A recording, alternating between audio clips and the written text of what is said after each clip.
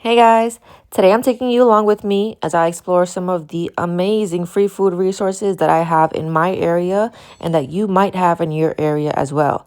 I'll be taking my e-scooter, which is fully charged and ready to go. And if you or your family could use a little extra support, I really encourage you to look into these resources near you that are there to help and can make such a big difference. My first stop was the community food truck near me.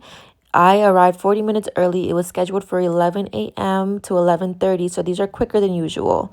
Everyone started getting online once the food truck actually arrived, which they could do since we have numbers. It was around 11:30 by the time I got to the front of the line and I used up all four of my bags. I put two of them in my backpack and held the other two on one on each arm heading home. And here's everything that I brought home from the food truck. This butternut squash I was so excited about, which I did tell you guys about, and I showed you guys this haul on a short. I got these red onions, I got strawberries, I got fresh peppers, tomatoes, I got a big old bag of potatoes as usual.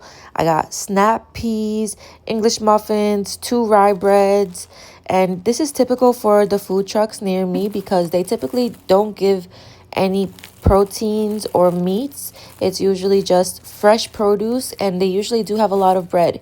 They were offering for me to take more bread, but I didn't take more, even though I do freeze them so that they don't go bad. I didn't want to take more than necessary because I didn't think that we would use it in the time being, and they're always giving bread, so I didn't feel like we had to take four more loaves of it. These little bites, they usually come expired, but they never come moldy and they're never too far past their expiration date. So I'm super happy to be getting these.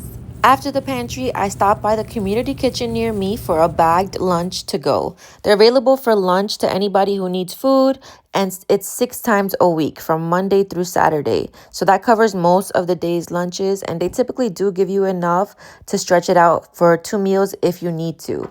The people who volunteer there are absolute angels. It's always the same people. They always make sure to give you a bottle of water, no matter what, the main lunch, and then they usually give you snacks on the side and offer you a dessert like the honey bun that I got on this day. They also always have an overflowing bin full of breads that are there for you to take. Different kinds of breads. Today I got the naan bread that's flavored with garlic. Usually it's like rolls or loaves. And the kitchen always encourages people to come every day so that none of the food ends up going to waste. After eating my lunch, I diced up some of the fresh veggies that I got from the morning pantry truck.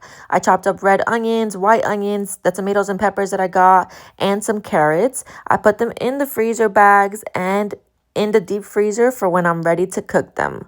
I planned on cutting potatoes as well, but I got a little bit tired at this point and I had to start cooking dinner, so I ended up saving it for another day. But at the end, we ended up using we ended up using the potatoes for mashed potatoes before I was able to freeze them anyway, so I saved myself some work there and it all worked out. If you've seen some of my cooking videos in the past, you know that I love to use my frozen diced veggies whenever I can. It saves me time and it prevents the veggies from going bad. In this case, these veggies looked very fresh. Even the tomato was super fresh, but I ended up freezing them anyway because a lot of times when I put them in the little crisper drawer in the fridge, I'll end up forgetting that they're there and they'll go bad, which I just hate seeing vegetables going bad, food going bad. I do everything I can to prevent it, so I pop it into the freezer. On this day, you'll see that I got a lot of bags of fresh veggies, and I'll just keep adding to the bags every time I get more. And I always end up using them up. Whenever we make scrambled eggs, we use our peppers and onions. Whenever I make soups, I'll use the carrots, or for stir fries, or my sister-in-law likes to come over and grab the carrots to put it into her beans actually. And that's the thing as well. So we'll be sharing this with everybody that's in this household and the next one over with my boyfriend's sister, her 4 kids, and her husband. Every night, one of us is cooking for everybody, whether it's me cooking for all of the family or it's her cooking for all of the family. And regardless, if one of us is cooking, we'll make sure the other one takes care of dessert for the family as well. I'm going off on a bit of a tangent, but as I always say, freeze your veggies before they go bad. Saves you time and saves you money and effort when you are ready to cook. Now, when it comes to food pantries, some of them let you shop grocery style and choose what you want to take home, but others give you pre-packed bags or boxes.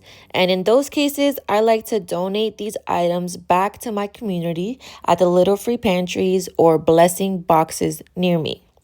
These pantries have helped me and my family during extremely tough times. So, in addition to showing you guys a bit more of them today, I wanted to give back a little bit on this day and show you guys how the process goes a little. So, I grabbed my e-scooter and I grabbed a reusable bag to put all these goodies in, and I got going to the first little pantry. But today I visited 3 in total that are closest to me. For stop number 1, this little pantry is 8 out of 10 times stocked up pretty full with really amazing items, sometimes not even food items, but other things as well. Currently, when I got to it, there was canned beans, a bag of noodles, cups of white rice that can be microwaved, oats, and a can of carrots. I left some of the goodies here and saved some for the next one that is typically empty. Many times I have found feminine hygiene products and have seen baby products in here as well. And there has been a time where I've been in need and couldn't afford tampons. So I will always remember that and be super grateful to this pantry and the man that runs it. He's amazing. If there's ever no space left inside, he leaves a note that there's a surplus box on the porch where people can drop off at any time. Now, for our next stop, I pass this little free pantry on my route to go practically anywhere when I do go out. And 9 times out of 10, it is usually empty. I have seen Facebook posts of people saying that this specific little free pantry needs some love. So whenever I do have extras, I always make sure to bring some to this one. And I imagine that somebody in this area is in extra need and is depending on this blessing box. When I arrived, I saw 1 can of green beans, and other than that, it was empty. So I filled it up with most of my goodies, including the snacks and tuna, mac and cheese, and the applesauce. And they had a cute little note on the top of their little free pantry. For my last and final stop today, unlike the first 2, this one is a bit out of my way, so I don't really come that often. But when I do see it, it typically has a few items in it, or it'll be empty for a few days. When I arrived, I saw a lot of items in there, but I brought a bag of beans so that I did not come empty-handed. In the end, today ended up being such a special day. I am so thankful for the food pantries, community kitchens, and the little free pantries that are helping so many of us every single day. If you or someone that you know could use a little bit of extra support, I really do encourage you to look into the food resources that are near you. If you're struggling to make rent or keep up with your bills, these resources can help you find stability while you're getting back on your feet. And we all deserve that. And I think we're all working towards that in our own ways. Thank you guys so much for being here and spending the day with me. Subscribe for more.